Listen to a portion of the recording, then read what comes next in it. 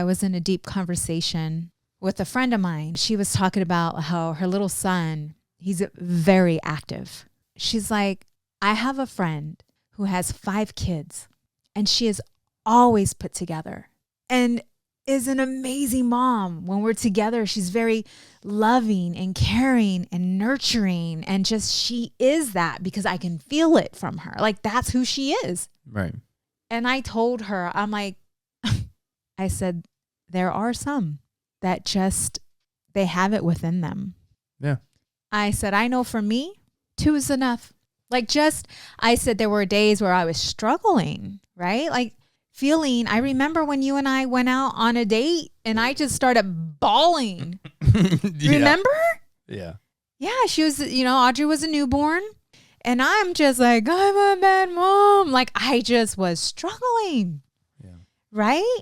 And, with you being supportive in the way you are, it's great. But I know me and I am not one to have 5 kids. Right? Yeah. And yes, I yelled at them. You know what I'm saying? Like, yes. And she was, getting down on herself because of that.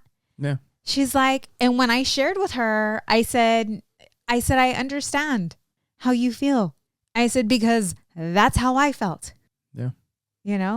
And she said that, I'm like, I bet you there are tons of women that feel the way we feel and then feel guilt and shame and they never speak it out loud. It takes one person to be brave enough and to be courageous enough to say, man, today was a hard day. This one threw up on me. This one, ran out the door. I forgot to put the top lock on. Yeah. Ran out the door, woke up, I woke up and was just, like it takes one to be courageous enough, brave enough to speak. Yeah. And by doing so, you'll give the other women permission to speak and you will see that you are not alone. Yeah. And like you said in the beginning, some people are that way. Yeah. Like, oh my God. One thing that I've learned, and it's funny because I looked this up, you were saying that, and it reminded me of the saying, comparison is the thief of joy. Mm-hmm. And apparently that comes from the Bible. All the good stuff comes from the Bible, huh?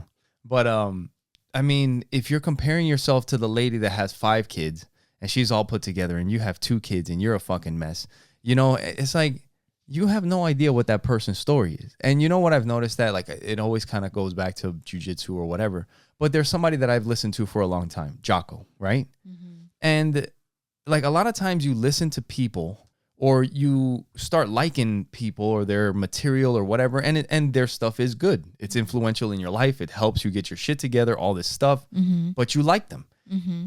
And sometimes you feel like you have to fucking be them. Mm-hmm. Thing is, Jocko is a former Navy SEAL commander. Yeah. Like literally combat in Afghanistan and Iraq and all that kind of stuff.